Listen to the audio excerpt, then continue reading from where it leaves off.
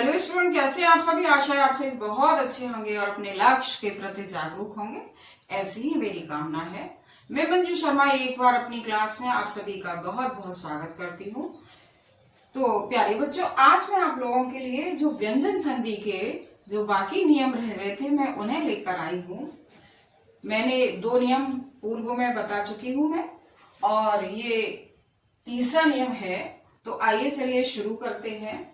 देखिए, तीसरा नियम क्या कहता है कि जब त के बाद च अथवा छ आए तो त का क्या हो जाता है, च हो जाता है। क्या हो जाता है, त का च हो जाता है। त का च हो जाता है। जैसे हम जब त के बाद च अथवा छ आए तो त का क्या हो जाता है, च हो जाता है। जैसे सच्चरित्र, जब हम इसकी संधि विच्छेद करेंगे तो क्या बनेगी, सत प्लस चरित्र।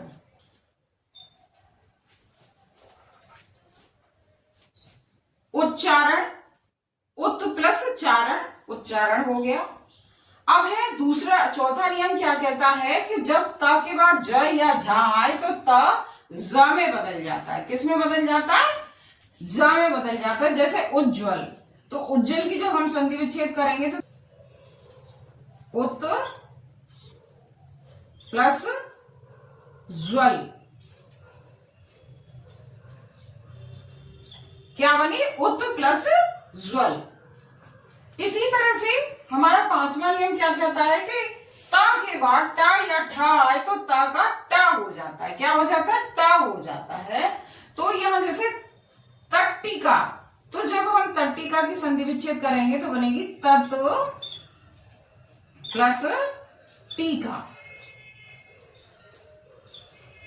तो देखिए यहां क्या है, ये जो टा है, ये ता है, वो टा में बदल गया। किस में बदल गया, ता में बदल गया। ऐसे ही ता या जा में बदल गया या चा में बदल गया। अब हमारा आगे का जो छठा नियम है क्या कहता है, ये सब ता के हैं, ता वर्ण के हैं। तो देखिए अब हमारा अगला नियम क्या कहता है कि त के बाद ड या ढ आए तो त का ड हो जाता है। क्या हो जाता है, ड हो जाता है। जैसे उड्डयन, तो उत प्लस डयन, इसकी संधि विच्छेद क्या बनी, उत प्लस डयन। तो यह ता किसमें बदल गया, ड में बदल गया। अब हमारा सातवां नियम क्या कहता है कि जब ता के बाद ल आए तो त किस में बदल जाता है, ल में बदल जाता है। क्या में, ल में बदल जाता है। जैसे उल्लास, तो जब हम इसकी संधि विच्छेद करेंगे तो क्या बनेगी, उत प्लस लास। तो उत प्लस लास। अब ये त किस में बदल गया, आधे ल में बदल गया। ल त ल में बदल गया। अब हमारा आठवां नियम क्या कहता है कि जब त के बाद श हो तो त छ तथा श का छ हो जाता है। तो अब देखिए उच्छ्वास, तो जब हम उच्छ्वास की संधि विच्छेद करेंगे तो क्या बनेगी, उत प्लस वास, उत प्लस वास।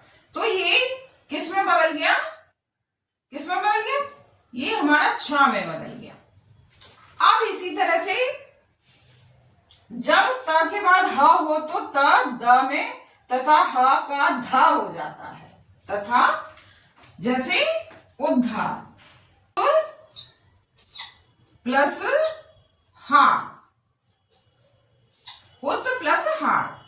अब इसी तरह से जो हमारा 10वां नियम है वो क्या कहता है कि जब म के बाद कचट तप आए तो म के स्थान पर उसी वर्ग का 5वां ण या ण नम हो जाता है। ये हमारे जो जो हमारे स्पर्श व्यंजन होते हैं उनका जो 5वां वर्ण है। तो या क्या हो जाता है, या अनुस्वार हो जाता है। तो देखिए जैसे यहाँ संकल्प, तो ये जो ण है और ये जो अनुस्वार है। अब जब हम इसकी संधि विच्छेद करेंगे तो क्या बनेगी, सम धन कल्प। किसमें बदल गया?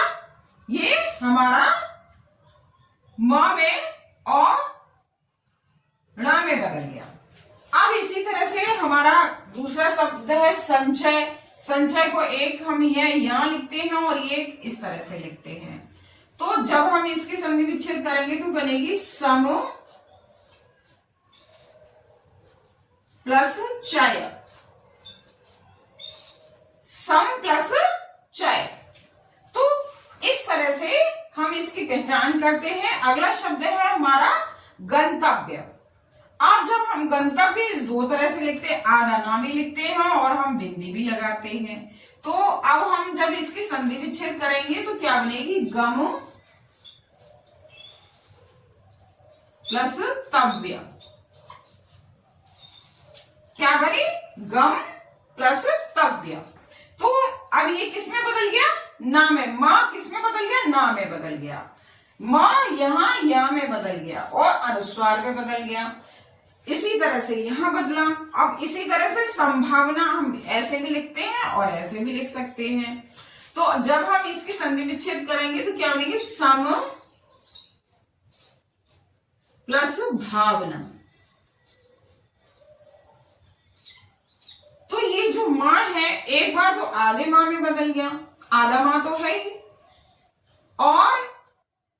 और ये हमारा किस में बदल गया? अनुस्वार में बदल गया। तो इस तरह से हम संधि विच्छेद करते हैं। जो हमारा मां का एक नियम और है। क्या नियम है? कि जब मां के बाद या र लव श श ह आए तो वो अनुस्वार में बदल जाता है। किस में बदल जाता है? अनुस्वार में बदल जाता है। जैसे संयोग, संलग्न, संशय। जब आप इनकी संधि विच्छेद करेंगे तो जैसे संयोग की करेंगे आप तो क्या बनेगी? सम प्लस योग। संशय की करेंगे जो सम प्लस श है। ये टॉपिक बहुत अच्छे से आपको समझ आ गया होगा और आपने नोट भी कर लिया होगा। कोई चीज है वो समझने से ही आती है और ये जो है ये बच्चों को बहुत कठिन टॉपिक लगता है। तो इसे सीखने का प्रयास कीजिए। मेरा वीडियो पसंद आया हो तो लाइक कीजिए, सब्सक्राइब